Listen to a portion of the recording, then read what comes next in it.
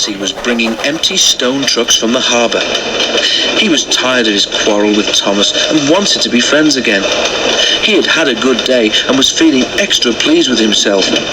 He was so busy thinking how he would tell Thomas and Toby about his expert handling of the trucks that he forgot to keep a good lookout. Too late, he saw a broken branch hanging over the line straight in front of him. "Ooh, he groaned. He tried to stop, but his brakes wouldn't hold him. "Ouch!" he exclaimed a moment later. The branch hit his smoke box, broke away and crashed to the ground. Percy was more startled than hurt, but his front was still sore when they reached the shed. "It's your own fault," said Thomas unsympathetically. "You should keep a better lookout. I've no patience with you." "Pooh," retorted Percy huffily.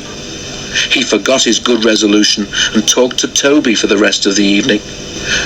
"I say, Toby," he said in the shed that evening, "what's a drip? Do you know?" Toby pondered.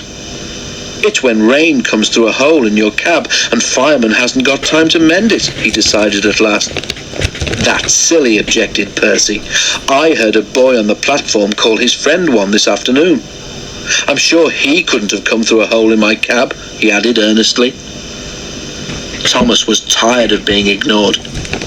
"That's different," he interrupted loftily.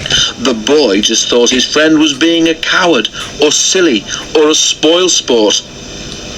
Percy thought about this.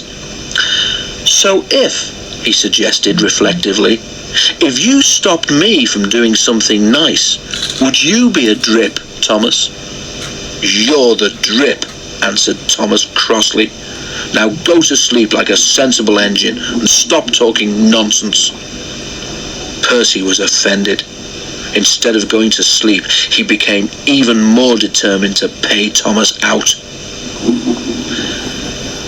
Next day, Henry's train was late at the junction.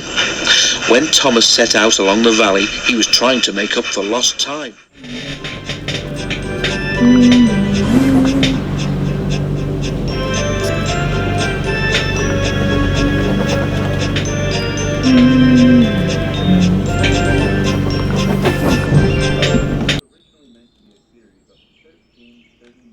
He felt water splashing cold against his wheels.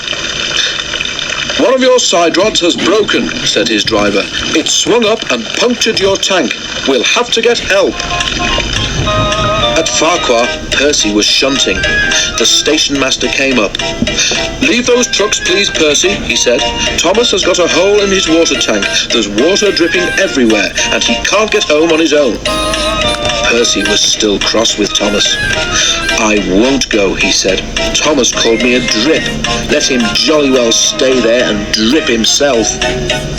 "But what about Annie and Clarabelle and the passengers?" reminded Percy's driver. "Do they deserve to stay out all night too?"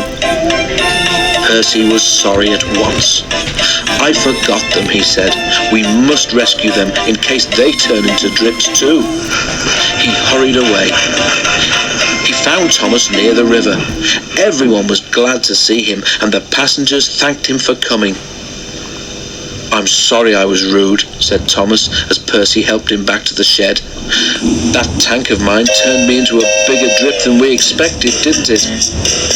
Can we be friends again, please?" Percy was delighted to agree.